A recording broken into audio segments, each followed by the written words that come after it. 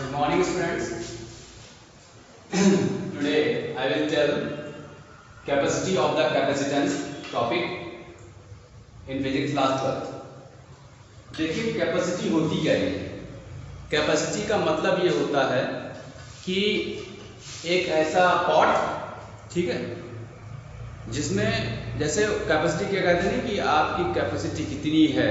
जैसे किसी बर्तन में अगर 2 लीटर दूध आ रहा है, ठीक है, तो उसकी कैपेसिटी उसकी जो बर्तन की कैपेसिटी है 2 लीटर है, ठीक है। तो अब सेम थिंग यहाँ पे इलेक्ट्रिसिटी में आती है, ठीक है, कि किसी भी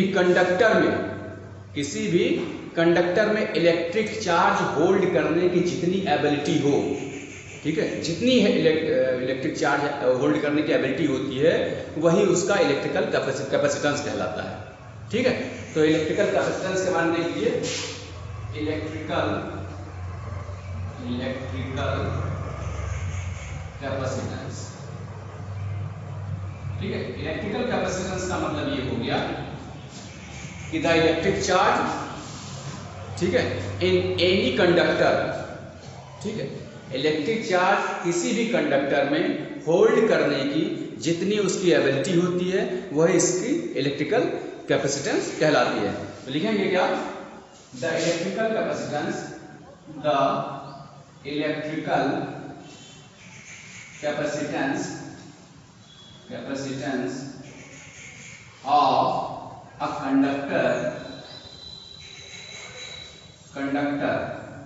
electrical capacitance of a conductor, किसी भी कंडक्टर में उसकी इलेक्ट्रिकल कैपेसिटी, ठीक है, जो है जितना इज मेजर ऑफ its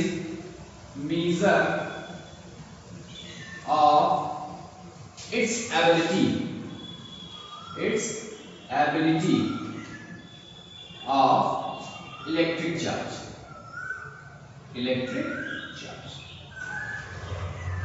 देखिए यहाँ पे एबिलिटी ऑफ इलेक्ट्रिक चार्ज करने का मतलब ये है कि एबिलिटी टू होल्ड, यहाँ पे होल्ड करने मतलब उसके अंदर एब्जॉर्ब करने की, ठीक है, उस कंडक्टर में इलेक्ट्रिक चार्ज एब्जॉर्ब करने की जो कैपेसिटी होती है, कितना इलेक्ट्रिक चार्ज वो अपने अंदर एब्जॉर्ब कर सकता है, वो कैपेसिटी जो कहलाती है वो आपकी इलेक्ट्रिक कैपेसिटेंस कहलाती है। तो अकॉर्डिंग टू डेफिनेशन लेंगे, according to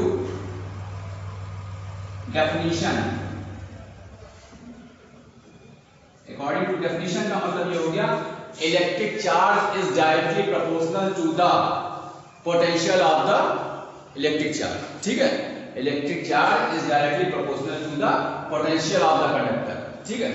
electric charge is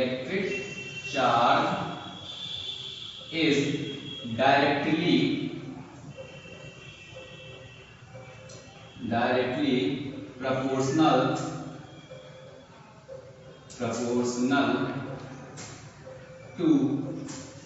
the potential of the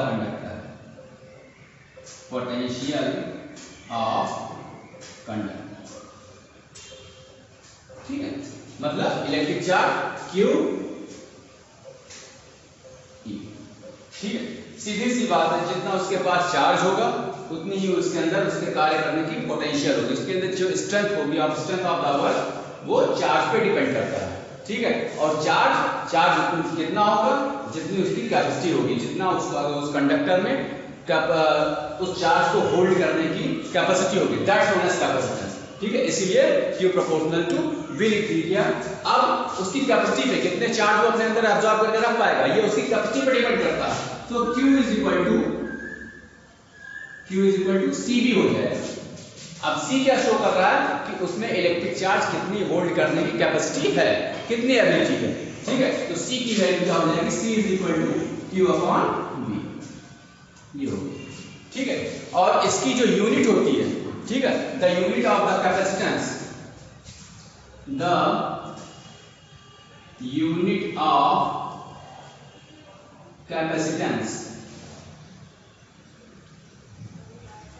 is equal to farad कहा जाता है, F यूनिट, ठीक है। जो कैपेसिटेंस की यूनिट होती है वो फैराड होती है। अब बात एक चीज होती है कि इसके तमाम अलग अलग डिफरेंट टाइप के कंडक्टर होते हैं, ठीक है। कुछ स्फेरिकल होते हैं, कुछ जो है पैरेलल होते हैं, ठीक है। तो पहला आता है कि आइसोलेटेड स्फेरिकल कंडक्टर, ठीक है। आइसोलेटेड स्फेरिकल कंडक्टर का मतलब ये हो गया कि एक स्फेयर है, ठीक है। स्फेयर के चारों ओर, ठीक है, चार्जेस, पॉजिटिव चार्ज उसके सर्कम पे काम कर रहे हैं, ठीक है। अब देख लीजिए,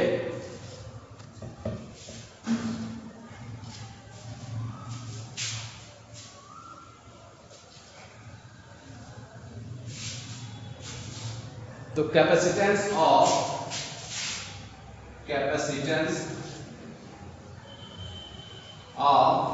आइसोलेटेड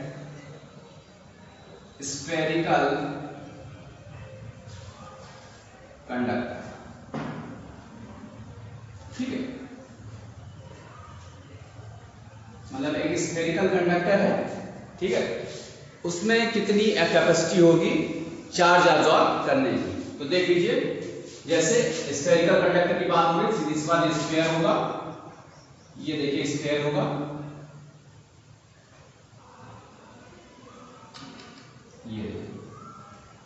ये स्फेयर हो गया, ठीक है। और हमने बताया अब स्फेयर में सर्कम पे ये चार्जेस काम कर रहे हैं, ये देखिए सीधी सी बात। और आप जानते हैं कि ये अगर स्फेयर है तो इसमें हर जगह रेडियस आपका सेम होगा, ठीक है। देख लीजिए, ये सेंटर हो गया इसका, ये देख लीजिए, ये हो गया,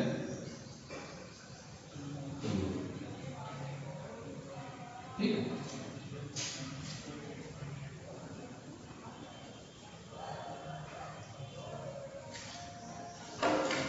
और इनके बीच का रेडियस जो है वो a मान लेते हैं, ये रेडियस जो है ये a मान लेते हैं, ठीक है।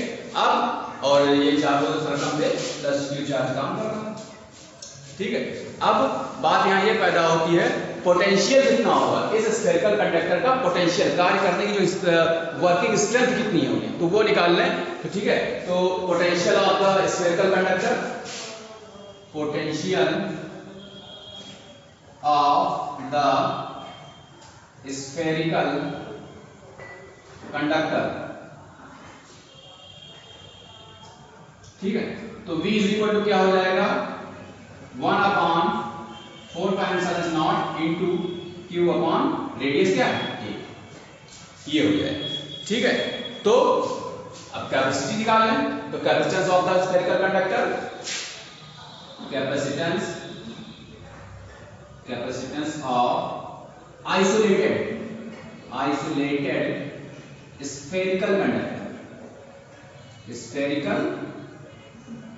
कंडक्टर, ठीक है। तो इससे पहले हम बताया C is equal to Q upon V होता है, तो C is equal to Q upon V, इसको इक्वेशन 1 मान लीजिए, ठीक है। अब V की वैल्यू यहाँ पे पुट कर देते हैं, तो क्या मिलेगा, C is equal to Q upon 1/4πε0 into Q upon A। अब ये देखिए, ये Q कैंसिल होते हैं, तो क्या बच रहा है, ये 4πε0 इंटू A जो है जब करके ऊपर पहुंच जाएगा, तो C इज इक्वल टू हो जाएगा 4πε0 इंटू A। ये आपका फैराड कि आइसोलेटेड स्फेरिकल कंडक्टर की कैपेसिटी आ गई 4πε0 इंटू A। तो जैसा कि हमने बताया कि तमाम टाइप के कैपेसिटेंस होते हैं, अब क्या करें, स्फेरिकल हो गया। अब हमने बताया था पैरेलल प्लेट कैपेसिटर भी होता है, ठीक है। तो पैरेलल प्लेट के बीच कैसे काम करेगा, ठीक है। तो capacitance of parallel plate capacitor, capacitance of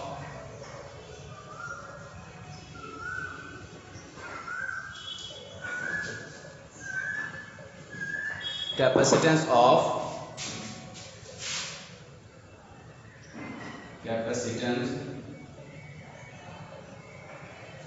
between parallel plate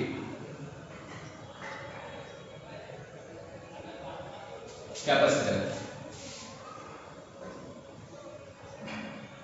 ठीक है,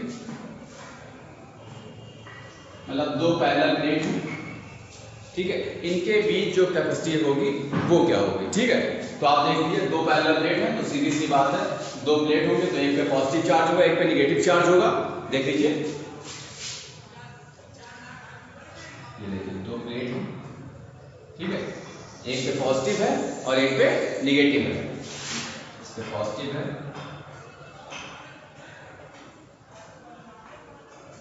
इस पे नेगेटिव हो गया,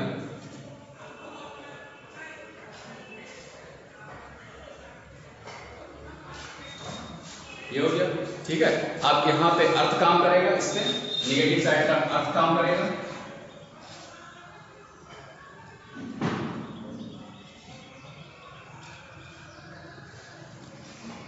ये, और इधर की तरफ न्यूट्रल काम करेगा, ठीक है, ये न्यूट्रल, ठीक है। और इनके बीच जो डिस्टेंस होगी वो डी आप ले लीजिए, इनके बीच की डिस्टेंस जो कि दो प्लेट के बीच की डिस्टेंस आप डी मान लीजिए, ठीक है।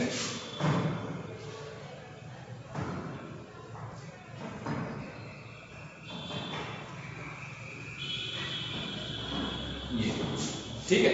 अब इनके बीच की कैपेसिटी आपको निकालनी है, ठीक है। तो पहले एक काम करिए, इंटेंसिटी निकाल लीजिए, ठीक है, इंटेंसिटी ऑफ इलेक्ट्रिक फील्ड निकाल लीजिए, intensity of electric field,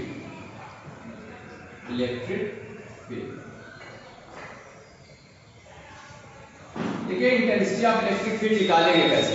intensity of electric field निकालने के लिए आप एक काम करिए कि डेंसिटी ऑफ प्लेट्स पे डिपेंड करती है, और डेंसिटी को सिग्मा, स्मॉल सिग्मा से डोनेट करते हैं, तो और इनके बीच जो है वैक्यूम भरा हुआ है, मतलब के भरा हुआ है, तो इंटेंसिटी ऑफ इलेक्ट्रिक फील्ड हो जाएगी E is equal to small sigma upon K into epsilon naught. Small sigma आपका डेंसिटी ऑफ द प्लेट हो गया, और 1 upon K into epsilon not जो हो गया ये आपका कांस्टेंट वैल्यू है, क्योंकि इन दोनों प्लेट के बीच वैक्यूम है, ठीक है। अब इसके बाद क्या होगा, E अब अगर जो है चार्ज देख लेंगे, ठीक है, the charge on each plate लिख लें, द चार्ज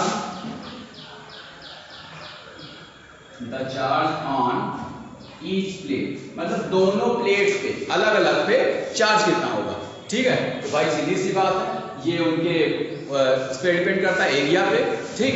तो E is equal to Q upon K into epsilon naught into A।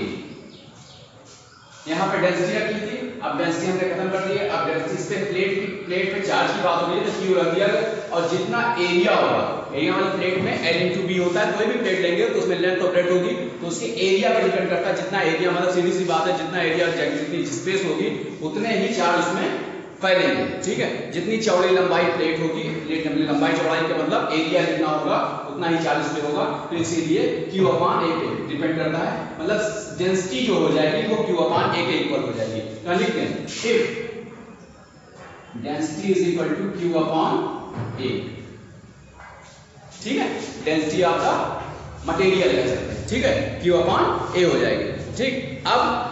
अब क्या करेंगे, अगर अब पोटेंशियल बिटवीन टू प्लेट्स, ठीक है, potential difference between the two plates निकालना है, तो potential difference between two plates, potential difference in दोनों के बीच की potential difference between two plates, ठीक है। तो potential difference between two plates जो हो जाएगा, तो V इज इक्वल टू क्या हो जाएगा, V is equal to E into D के बराबर, ठीक है। मतलब पोटेंशियल इन दोनों के बीच कार्य करने जो पोटेंशियल होगा प्लेट्स के बीच में जितना, ठीक है, पूरी इंटेंसिटी इन दोनों प्लेट्स के बीच है, ठीक है, और डिस्टेंस बाय डिस्टेंस, इन दोनों के बीच के डिस्टेंस और बढ़ जाएगा तो बढ़ता चला जाएगा, इसलिए पोटेंशियल और बढ़ता चला जाएगा, ठीक है। इसलिए V is equal to E into D हो गया, ठीक। अब V की वैल्यू जो है जो ई की वैल्यू है वो यहाँ पे पुट कर देते हैं, ठीक है, ये पुट कर देते हैं। तो पुट द वैल्यू ऑफ ई, तो पुट द वैल्यू ऑफ ई, इस वैल्यू को पुट कर देते हैं, तो क्या मिलेगा, तो v is equal to q into d, देख लीजिए q into d upon k into s minus naught into a, ये हो गया, ठीक है। फिर अब कैपेसिटेंस बिटवीन टू प्लेट्स निकाल लें, तो कैपेसिटेंस बिटवीन टू प्लेट्स, तो क्या होगा, C is equal to Q upon V, देख लीजिए C is equal to Q upon V, ठीक। तो Q आप ऐसे रख दीजिए और V की वैल्यू आपने निकाली है, क्या निकाली है, Q into d upon K into epsilon naught into A, ठीक है। अब ये Q और ये Q कैंसिल हो गए और ये K इंटू एप्सिलॉन जो है ये जम करके ऊपर पहुंच जाएगा, तो देख लीजिए C इज इक्वल टू हो जाएगा K into epsilon naught into A upon D के बराबर, ठीक है, क्लियर हो गया। और इसकी भी यूनिट क्या हो जाएगी, ये फैराड, ठीक है। अब बात ये आती है कि अगर ये दो पैरेलल प्लेट की कैपेसिटेंस की बात हो गई, अगर इन दो पैरेलल प्लेट्स के बीच कोई ऐसा स्लैब रख दिया जाए, ठीक है, डाइलेक्ट्रिक स्लैब, जिसमें चार्जेस ट्रांसफर ही ना हो पाए, एक प्लेट से दूसरे प्लेट के बीच चार्जेस जो है ट्रांसफर ही ना हो पाए, मतलब कोई ऐसा जो है इंसुलेटिंग मटेरियल रख दिया जाए इन दोनों प्लेट्स के बीच, ठीक है, तब क्या होगा, ठीक है, देख लीजिए।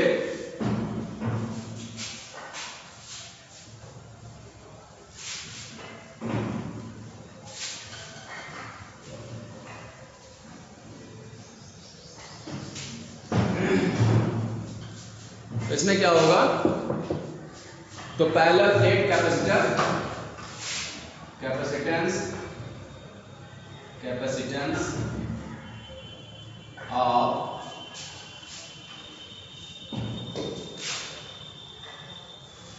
पैरेलल प्लेट कैपेसिटर, ठीक है, capacitance of parallel plate capacitor तो निकल चुका। अब उसके बीच capacitor with dielectric slab,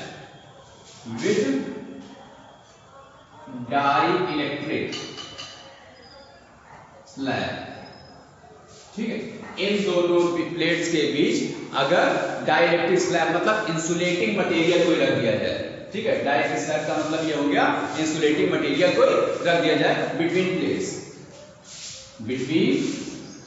plates, और जब मतलब कोई पैरेलल प्लेट के बीच जो चार्ज प्लेट्स हैं उनके बीच कोई इंसुलेटिंग मटेरियल का स्लैब रख देंगे, तो चार्ज जो है एक दूसरे के बीच ट्रांसफर नहीं हो पाएंगे, और जब ट्रांसफर नहीं हो पाएंगे तो अपने प्लेट के बीच अपने प्लेट की इंटेंसिटी उनके पास रह जाएगी, वो एक दूसरे को इंटेंसिटी ट्रांसफर नहीं कर पाएंगे, ठीक है। उस कंडीशन में देखिए क्या होगा, देख लीजिए, फिर वही पैरेलल प्लेट बनाते हैं,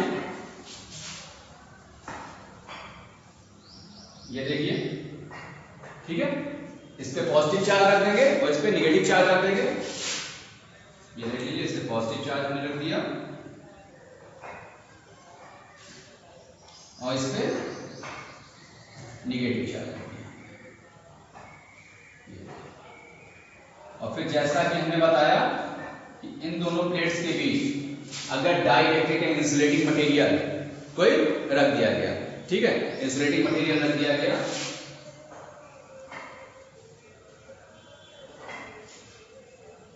ठीक है, ये इंसुलेटिंग मटेरियल कोई रख दिया गया, तो इंसुलेटिंग मटेरियल जब रख दिया जाएगा तो प्लेट्स जहां पे चार्ज हैं उनकी इंटेंसिटी और इस स्लैब के बीच जहां पे कोई चार्ज नहीं है, जहां पे चार्ज ट्रांसफर ही नहीं हो सकते हैं, इनकी इंटेंसिटी, दोनों की इंटेंसिटी डिफर होगी। तो जहां पे चार्ज है उनकी इंटेंसिटी आप E0 मान लीजिए,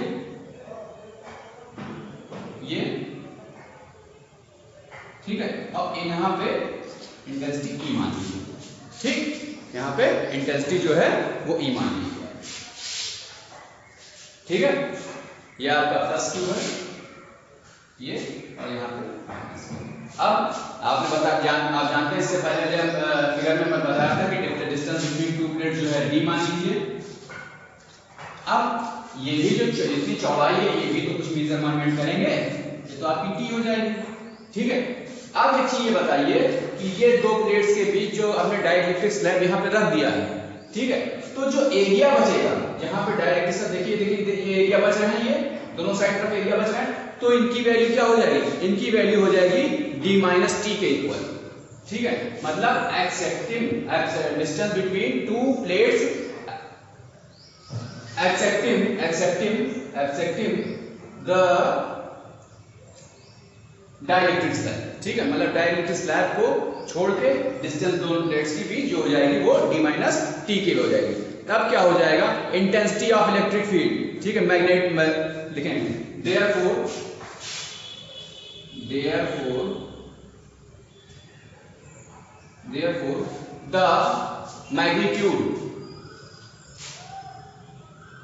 the magnitude of electric field, the magnitude of electric field between the plates,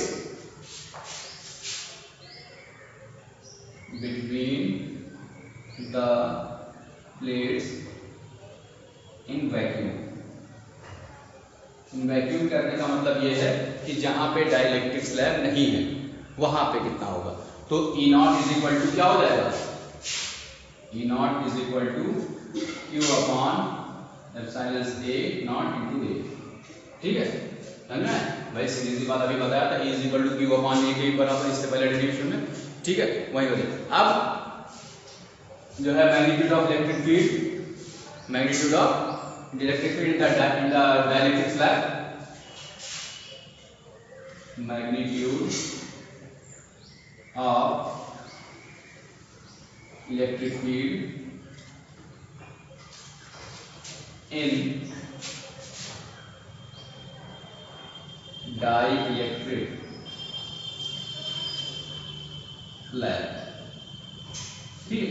मतलब यहाँ पे ई नॉट था, अब इसमें ई हो जाएगा, तो ई की वैल्यू क्या हो जाएगी, E is equal to Q upon K into epsilon naught into A। K इसलिए रखा गया क्योंकि पूरे, अब देखो इसमें ये था, K इसलिए नहीं रखा गया क्योंकि दोनों पे चार्ज डिफर हैं, यहाँ पे प्लस है यहाँ पे माइनस है, लेकिन यहाँ पे K इसलिए रखा गया क्योंकि पूरे डाइलेक्ट्रिक स्लैब में कोई चार्ज नहीं, मतलब कांस्टेंट है, इसलिए K यहाँ पे रख दिया गया, ठीक है। अब क्या करेंगे, पोटेंशियल, ठीक है, नेट पोटेंशियल, ठीक है, net potential difference between the plates, इन दोनों के बीच, net potential difference between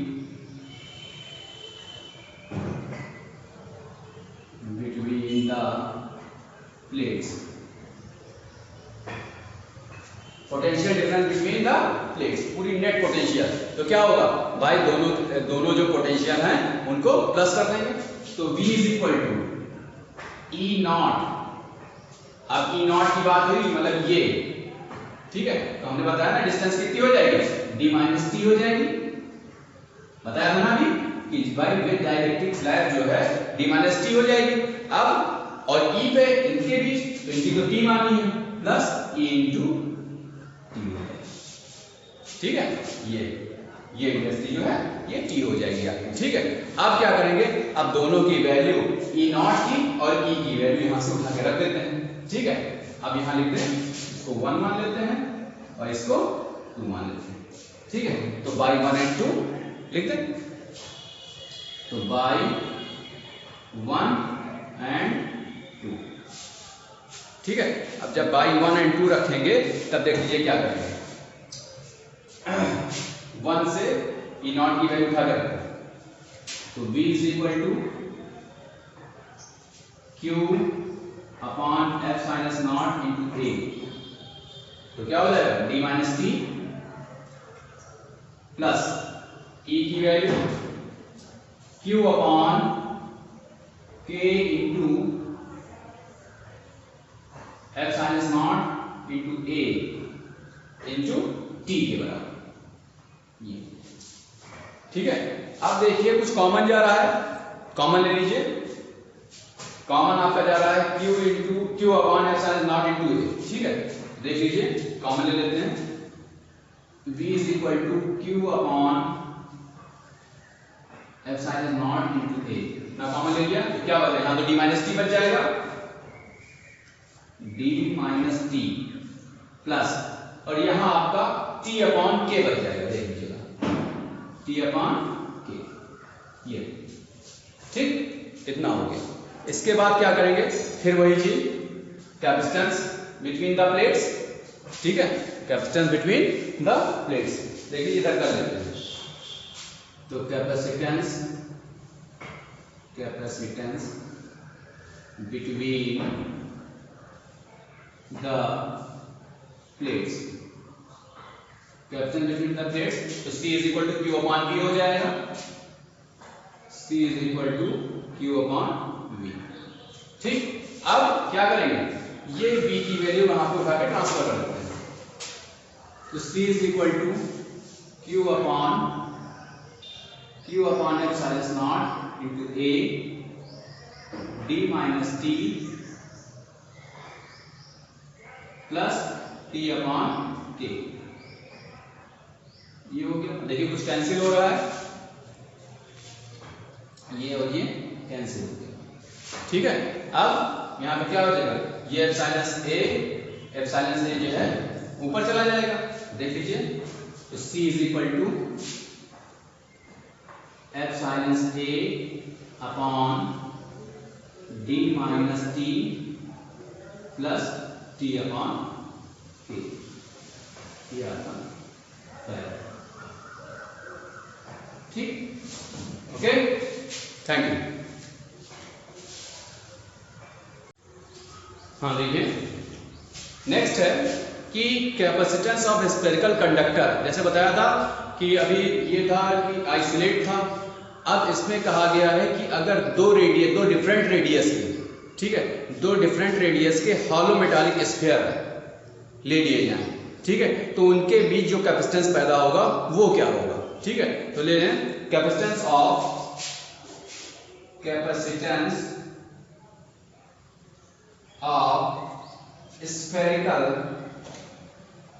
spherical conductor, ठीक है, by two hollow metallic sphere, by two hollow metallic sphere, ठीक है, मेटालिक स्फीयर। ठीक है, अब लिख लें if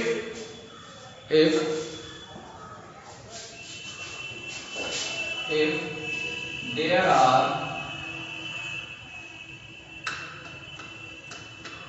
two hollow spheres, ठीक है ना, hollow की बात हो रही है, two hollow spheres A and B, दो स्फीयर्स, ठीक है, दो स्फीयर्स हैं और भाई कंसंट्रिक है। ठीक है, तो कंसंट्रिक ऐसे हॉलो स्फीयर होते हैं, ये देख लीजिए, एक आपका ये स्फीयर हो गया, ठीक है, और दूसरा जो हो गया ये हो, ठीक। अब अंदर वाले पे पॉजिटिव चार्ज है, अर्थात पॉजिटिव चार्ज हो रहा है, ये देखिए, और बाहर वाले पे नेगेटिव चार्ज,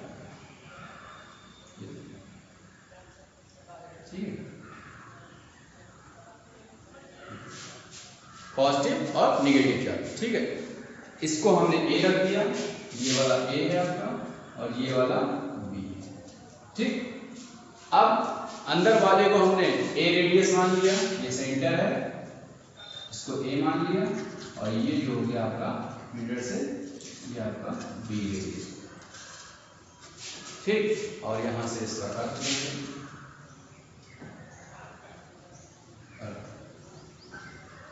ठीक, ये चीज, ये फिगर आपका कंप्लीट हो गया। ठीक है, तो V1, ठीक है, मतलब अंदर वाले स्फीयर का पोटेंशियल। ठीक है, तो पोटेंशियल ऑफ इनर स्फीयर निकाल लें। Potential of inner sphere, potential of inner sphere मतलब अंदर वाले स्फीयर का पोटेंशियल क्या होगा। ठीक है, मतलब उसको V1 ले लेते हैं, तो V1 is equal to 1/4 pi epsilon naught, 4 pi epsilon naught into Q upon A हो जाएगा। ठीक है, इंटू Q अपॉन A, ये वोल्ट हो गया। ठीक, और मैं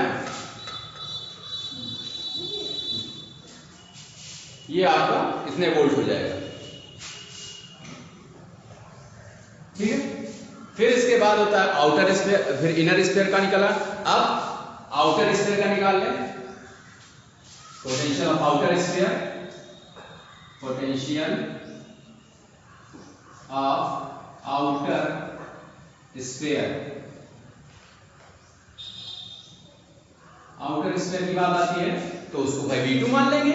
ठीक है, और उसका रेडियस भी दिया हुआ है, तो V2 इज इक्वल टू हो जाएगा 1/4 pi epsilon naught into K into Q upon B। ये आपका होगा। ठीक, अब आप टोटल पोटेंशियल, ठीक है, टोटल जो है रिजल्टेंट पोटेंशियल जो होगा, रिजल्टेंट पोटेंशियल ऑन स्फीयर। ठीक है, रिजल्टेंट पोटेंशियल निकाल लें।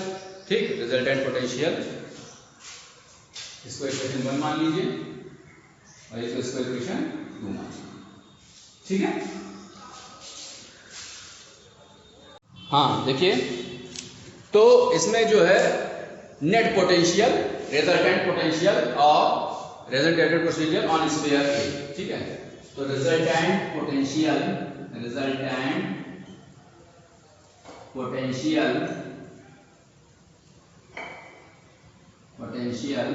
ऑन स्फीयर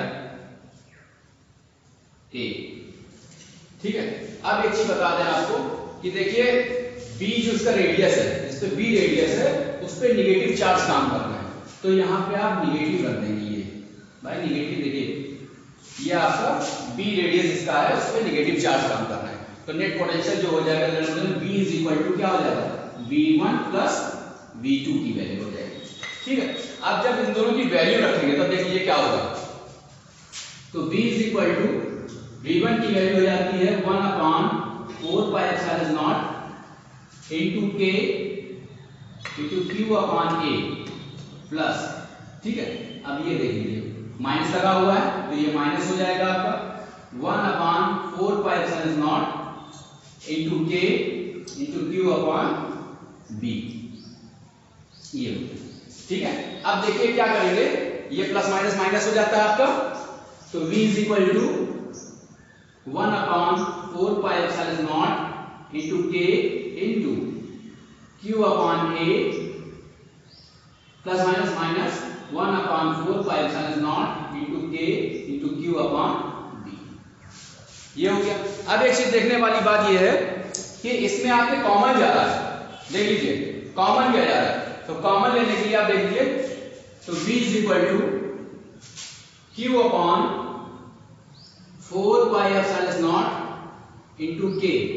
ठीक है, तो बचा क्या, Q ले लिया, तो यहाँ पे बचा आपका 1/A माइनस 1/B, ये बचा, देखना है। अब इस तरह से लेके सॉल्व कर लीजिए, तो V is equal to Q upon 4 pi epsilon naught into K, LCM देंगे तो A भी मिलेगा और ये आपका हो जाएगा B माइनस A। ठीक है, अब ये आपकी वैल्यू आ गई। अब कैपेसिटी निकाल रहे हैं, कैपेसिटेंस ऑफ द कैपेसिटर। देख लीजिए यहीं पे देख लीजिए, capacitance of the capacitor, capacitance of the capacitor. ठीक, तो फिर वही लिखना C is equal to Q upon V, C is equal to Q upon V। Q already आप फाइंड कर चुके हैं, नहीं सॉरी V ऑलरेडी आप फाइंड कर चुके हैं, V की वैल्यू वहां पे रख देंगे, तो क्या मिलेगा C is equal to Q upon, देख लीजिए Q upon 4 pi epsilon naught into K, ये आपका B minus A upon AB हो गया आपका, ठीक है ये, और ये Q आपका कैंसिल हो गया। ठीक, तो क्या मिल गया आपको, देख लीजिए C इज इक्वल टू, अब ये देख लीजिए 4 pi epsilon naught into K, ऊपर पहुंच जाएगा, ठीक है, और ये हो जाएगा आपका AB upon B minus A, ये आपका फैराड, ठीक है, ओके। एक तो ये आपके कैपेसिटेंस हो गए सारे टाइप के, मतलब कंडक्टर जो जिस शेप में होंगे कंडक्टर वो आपके हो गए, ठीक है। अब बात ये आती है कि जैसे आपने ओम्स लॉ में ये देखा था कि कॉम्बिनेशन कैसे किया था, जैसे अलग अलग रेजिस्टेंस के कॉम्बिनेशन होते थे, उसी टाइप का सेम टाइप का कॉम्बिनेशन इस कैपेसिटेंस में होता है, ठीक है। कैपेसिटेंस में भी होता है, इंडक्टेंस में भी होता है और रेजिस्टेंस में होता है, तो उसी प्रकार का कॉम्बिनेशन आप इसमें देखेंगे, कैपेसिटेंस में देखेंगे, तो कैपेसिटेंस ऑफ कॉम्बिनेशन देख लीजिए, कॉम्बिनेशन ऑफ कैपेसिटर देख लीजिए, ठीक है।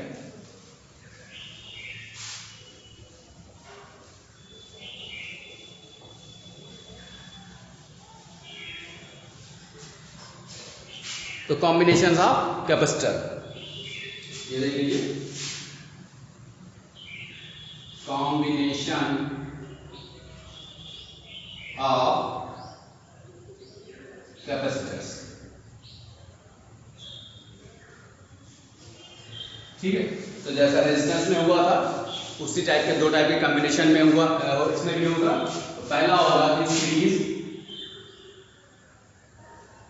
और दूसरा होगा पैरेलल, ठीक।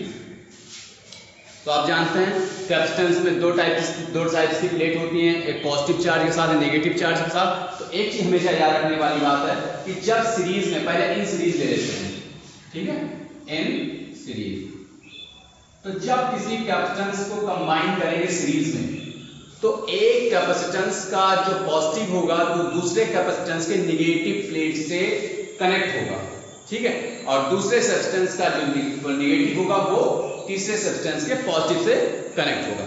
देख लीजिए कैसे होगा,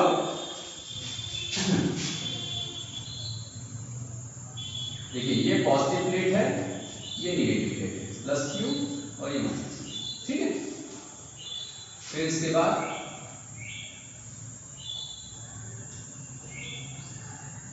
ये भी फिर आपका पॉजिटिव हो गया, ये फिर आपका नेगेटिव हो गया, फिर तीन कैपेसिटर जो है कंबाइन कर रहे हैं, ये आपका प्लस Q और ये आपका, ठीक है। अब देखिए इसमें जो क्या होगा, ये माइनस वाला प्लेट है तो ये प्लस की प्लेट से कंबाइन है, ठीक है, प्लस की प्लेट से कंबाइन होगा। अब देखिए यहां माइनस है तो ये आपका प्लस से कंबाइन हो जाएगा, ठीक है, और उसके बाद ये वाला से आके ये से, ठीक है। अब इसमें क्या करेंगे, दो पॉइंट्स आपको मिल गए, ये आपका न्यूट्रल हो जाएगा A और ये आपका B पॉइंट हो जाएगा, ठीक है।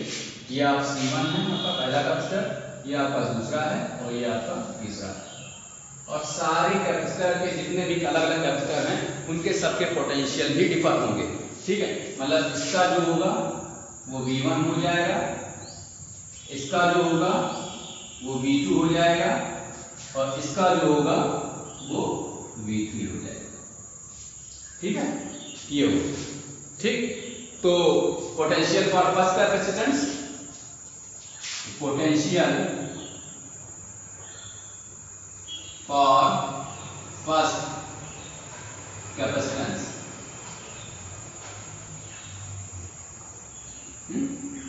तो भाई V equal to Q upon C होता है, तो सेम कंडीशन हो जाएगा V1 is equal to Q upon C1। देख लीजिए ये आपका फर्स्ट हो गया। सिमिलरली सेकंड और थर्ड भी ऐसा ही होता चला जाएगा। तो सिमिलरिटी लिखते हैं, सिमिलरली फर्स्ट एंड सेकंड। ठीक, तो उसी प्रकार V2 भी हो जाएगा। तो V2 is equal to Q upon C2 और V3 जो हो जाएगा ये भी आपका Q अपॉन C3 हो जाएगा। ये आपका 2 हो गया और ये आपका 3। ठीक है, अब नेट पोटेंशियल, ठीक है, नेट पोटेंशियल निकालने, नेट पोटेंशियल करने का मतलब ये टोटल प्लस हो जाएगा V is equal to V1 plus V2 plus V3। ठीक है, तो V1 की सारी वैल्यू इसमें इंक्लूड कर लें, तो Q upon C1 plus Q upon C2 plus Q upon C3। तो V की वैल्यू Q अपॉन C रख देंगे। यहाँ पे Q कॉमन जा रहा है तो चले जाएगा, तो 1 upon C1 plus 1 upon C2 plus 1 upon C3 ये बन जाएगा। Q कैंसिल हो गया, तो ये आपका आ गया 1 upon C is equal to 1 upon C1 plus 1 upon C2 plus 1 upon C3। ये आपका सीरीज बना। ठीक है, इसी सीरीज में आपका पैरेलल भी होता है। ठीक है, पैरेलल में क्या होता है, सेम हम इन पैरेलल देख लें। इन पैरेलल, जब पैरेलल की बात आती है, ठीक है, तो जैसे इसमें था कि एक से कैपेसिटेंस से दूसरा करंट, दूसरे से तीसरा जोड़ते चलेंगे। इसमें क्या होगा कि आप ऊपर से नीचे से कैपेसिटेंस जोड़ते चले जाएंगे। ठीक है, तो देख लीजिए,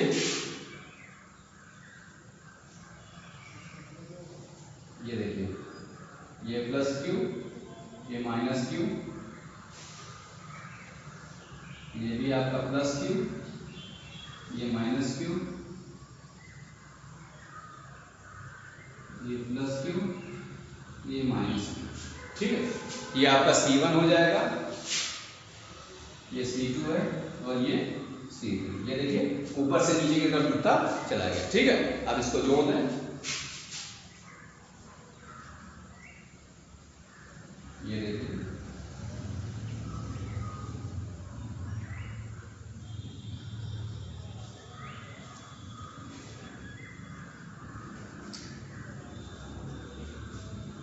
दो पॉइंट्स बन गए इसमें। ठीक है, ये आपका A हो गया, ये आपका B हो गया। एक चीज और बता दें कि इसमें जो पोटेंशियल होगा वो कांस्टेंट होगी। ठीक है, जो पोटेंशियल होगा सारे कैपेसिटेंस में पोटेंशियल सेम होगा, ये कांस्टेंट होगी।